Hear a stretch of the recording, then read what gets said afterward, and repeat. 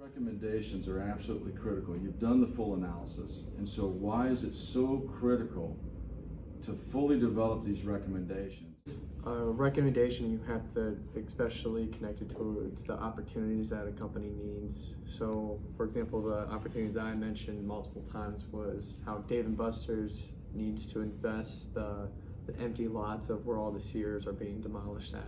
For example, the one here on Coliseum Boulevard at the mall, if they gain that opportunity of getting ownership of those smaller lots compared to the bigger lots in the major cities of each state, they can expand from what their usual market is, from a very well-traveled, diverse town, towards smaller towns like Fort Wayne, being the second smallest city in Indiana, that don't really have that much entertainment like Indianapolis, and that can gain much more earnings than they have ever seen, because where they have been at, like you mentioned before, if it ain't broke, you don't need to fix it. That's the mentality they had, and they've been plateaued at that spot for multiple years since they're reaching out into new territory, because they're having a different mindset that can gain huger earnings throughout the long run. My company, Five Below, a big opportunity I talked about was using their credit lines. They haven't used their credit lines in over 2 years, and they have about $2 million of credit available. And they have a really strong return on investment, and their big thing is about growing their store base and market penetration. So they really could use that money into penetrating more markets at once, which in turn would bring them in more money.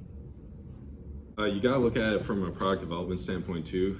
To know your product, you need to know what the strengths and the weaknesses are of it. So the key thing is continuous improvement. For example, I work in the auto industry, and developing new cars is always a continuous improvement project.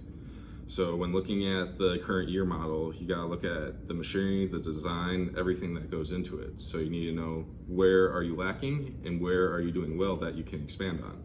So continuous improvement is key in knowing how to develop it further. So you gotta look at where can you cut some corners and where do you need to push further. And that's key for a company when you look at product development, releasing your product into the market, and improving your brand image and recognition by promoting what you've done.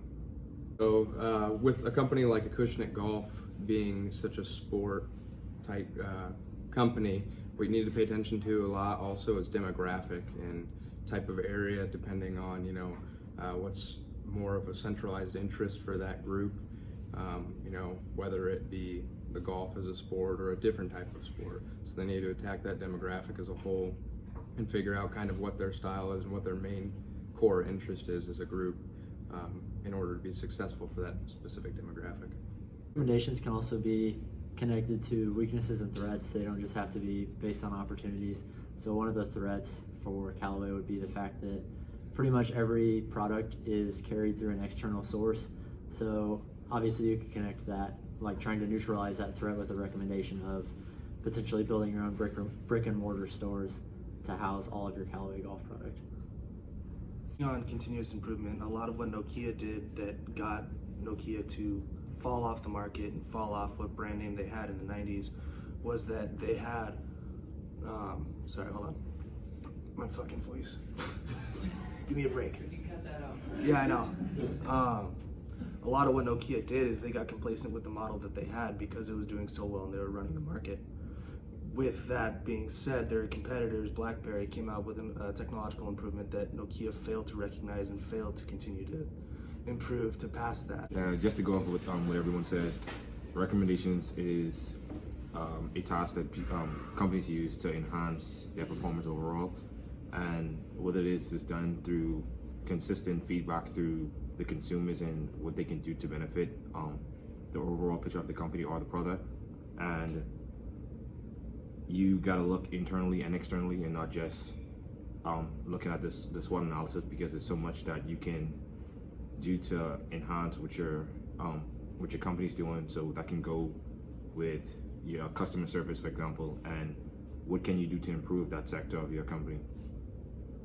So talk about how you developed that spreadsheet and how that assisted you in really putting together a much better list of recommendations.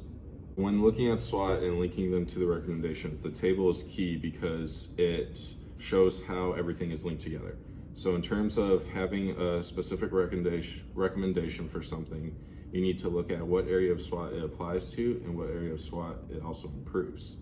So for example, when you have an ultimate threat, well, if that doesn't relate to any of the threats you've identified in your SWOT, then obviously it's not the actual ultimate threat. Same with looking at recommendations for areas of improvement for opportunities. That should also link to all the strengths that you have because you're building upon those strengths. So if you have an opportunity, but it's not currently one of your strengths, but it's one of your weaknesses, that might pose a challenge for your company because you'll have to then improve something before you can actually market and go in that direction. So it can help prioritize different aspects. Obviously, as a company, you want to figure out what's most important, what's key to success at that point, whether that be, you know, your main goals of developing products, your financials, just the industry you're in. You know, you need to prioritize each and every aspect in order to reach those goals that you've benchmarked, and just keep your company organized and up to speed with everything that you're trying to improve upon.